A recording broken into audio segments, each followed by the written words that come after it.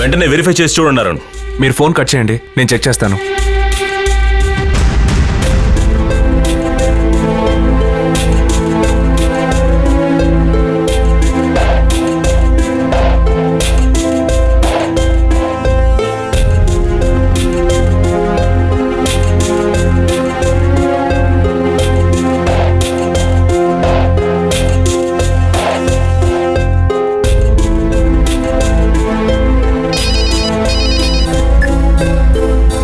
చెప్పండి అరుణ్, వెరిఫై చేసి చూసారా?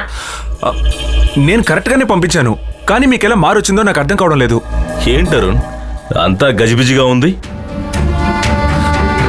మీరు అనవసరంగా కన్ఫ్యూజ్ అవ్వద్దు, ఏదో టెక్నికల్ ఎర్రర్ అయి ఉంటుంది. నేను ఫోటో రీసెండ్ చేస్తాను.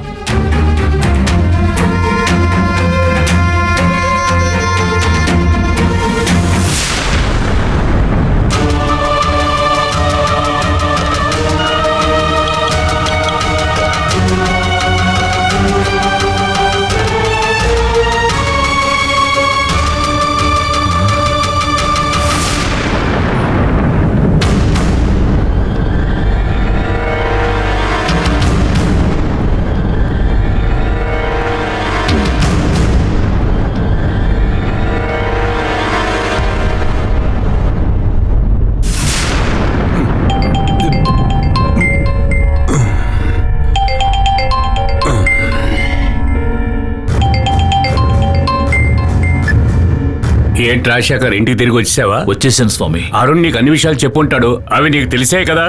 నువ్వేం దిగులు పడకు, నా ఆరోగ్యం కుదిరిపడగానే సమస్యలు పరిష్కరిస్తాను. ఈలోగా ఎటువంటి సమస్యలు రాకుండా ఆంజనేయ స్వామి సింధూరాన్ని గుమ్మానికి కట్టమని చెప్పాను. దానివల్ల నీకు ఎటువంటి సమస్య రాదు. పెద్ద సమస్య వచ్చింది స్వామి. ఏమంటావు Rajasekhar? Rice mill, leather factory అగ్ని ప్రమాదంలో తగలబడిపోయాయి. నాకున్న వ్యాపారాల్లో మొట్టమొదట ప్రారంభించింది ఆ రైస్ మిల్లే. అందులో ఇటువంటి ప్రమాదం జరగటం చాలా ఆశ్చర్యంగా ఉంది స్వామి. 6 సంవత్సరాల క్రితం మలేషియా గ్రానైట్ బిజినెస్ లో లాస్ వచ్చినప్పుడు కూడా నా మనసు ఇంతగా బాధపడలేదు. కానీ ఇప్పుడు నా బాధని మాటల్లో చెప్పలేకపోతున్నాను. ఇలా జరుగుతుందని నాకు తెలుసు రాజశేఖర్. ఏమిటి స్వామి మీరనేది? 20 సంవత్సరాల నుంచి పౌర్ణమి నాడు హోమం చేసి అగ్నికి ఆహుతి ఇచ్చేవాళ్ళం. ఇప్పుడు మనం చేయటం లేదు. అందుకే ఆ అగ్ని ఇప్పుడు గుర్తు చేసింది. నేను హాస్పిటల్ నుంచి రాగానే అగ్నికి ఏం చేయాలో అది చేద్దాం. నువ్వు ధైర్యంగా ఉండు. ఇది అలాంటి ప్రమాదం అని నాకు అనిపించటం లేదు స్వామి. అయితే మరి ఎవరు చేసి ఉంటారు? అగ్నికి మించిన ఒక ఆమె మన జీవితాల్లోకి వచ్చి వెళ్ళింది కదా. నువ్వు ఎవరి గురించి అంటున్నావు? పార్వతి గురించి అంటున్నాను. ఇది తన పనేనేమో అని అనుమానంగా ఉంది. ఇది తప్పకుండా ఆవిడ పనే. ఎలా చెప్పగలుగుతున్నారు?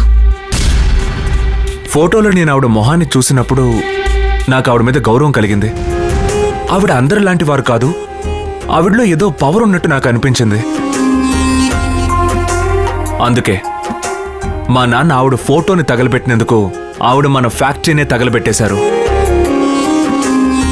ఇంతకు మించి ఏమైనా జరగక ముందే ఆవిడెవరో తెలుసుకొని తీరాలి. తెలుసుకొని నువ్వేం చేయగలవు? అది కాదు స్వామి, జానకి ఆత్మ ఇంట్లో ఉండి సమస్యలు సృష్టిస్తున్నట్టు పార్వతి ఆత్మ వల్ల ఎటువంటి సమస్యలు రాకూడదు కదా. చనిపోయిన తర్వాత ఆత్మ రూపంలో పగ తీర్చుకోవడానికి పార్వతి మానవ అవతారం కాదు, తను శివనాగు. రూపం లేకుండా ఉన్నప్పుడు నిర్విగర్భస్థితి అనే యోగ స్థితిలోనే తను ఉండాలి. అష్టాంగ యోగ స్థితిలో ఉండే ఆత్మల వల్ల మనకెటువంటి ఇబ్బంది రాదు. పార్వతి ఫోటోని తగలబెట్టిన రాత్రే ఫ్యాక్టరీలు అగ్ని ప్రమాదానికి గురయ్యాయి.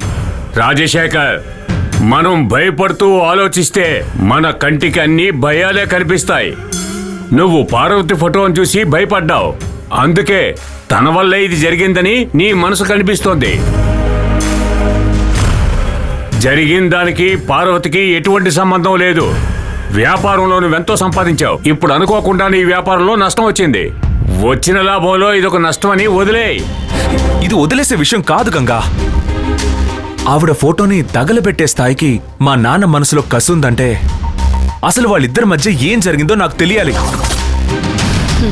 గంగా, ఒకవేళ మా నాన్నే గనక తప్పు చేసుంటే ఆవిడ కాళ్ళు పట్టుకొనైనా నేను ప్రాయశ్చిత్తం చేసుకోవాలి.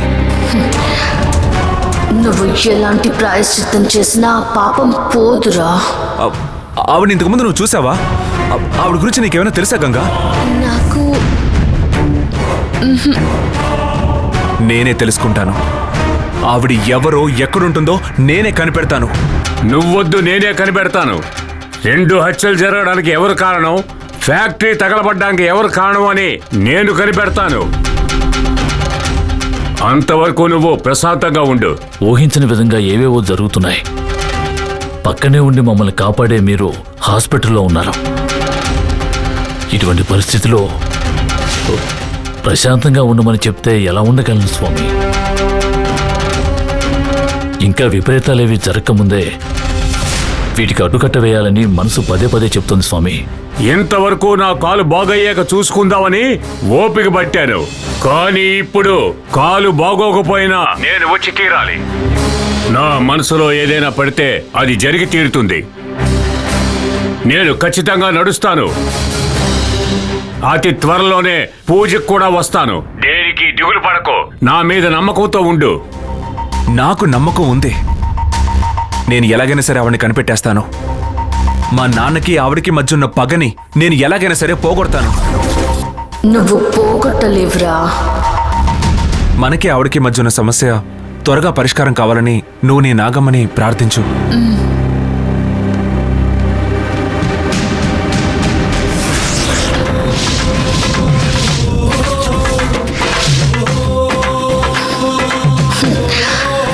సమస్య నేనురా. నన్నే ప్రార్థించమంటావా? వదలరా. మా అమ్మెవరో నువ్వు తెలుసుకునే లోపు నేను నీ కుటుంబాన్ని అంతం చేసేస్తాను. అయ్యా, ఏమిటి మాధవయ్య? మిమ్మల్ని కలవడానికి మన ఫ్యాక్టరీ మేనేజరు, ఇన్సూరెన్స్ ఆఫీసర్ వచ్చారయ్యా. అలాగా, ఆ. నేను చూసుకుంటాను, నువ్వు వెళ్ళు. అలాగయ్యా.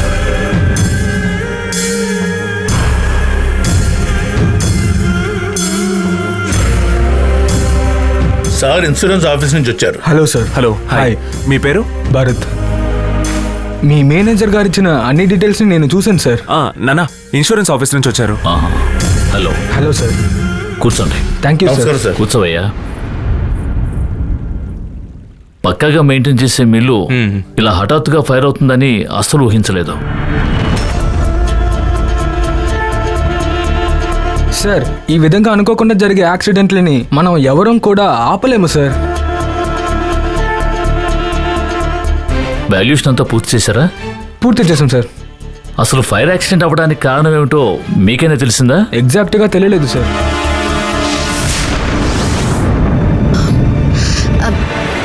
లేవు, నేను తీసుకెళ్తాను. తీసుకెళ్ళండి అమ్మా. బహుశా ఎలక్ట్రికల్ షార్ట్ సర్క్యూట్ అయి ఉంటుంది. అలాగా? ఆశ్చర్యంగా ఉంది. మీరు కూడా మేమనుకున్న విషయాన్ని చెప్తున్నారు. అవును sir. CCTV camera, storage room, monitors అన్నీ తగలబడ్డాక మనం ఆ నిర్ణయానికే రావాలి. రామ్మా, ఇవమ్మా. అలాగే మావయ్య, తీసుకోండి. Thank you madam.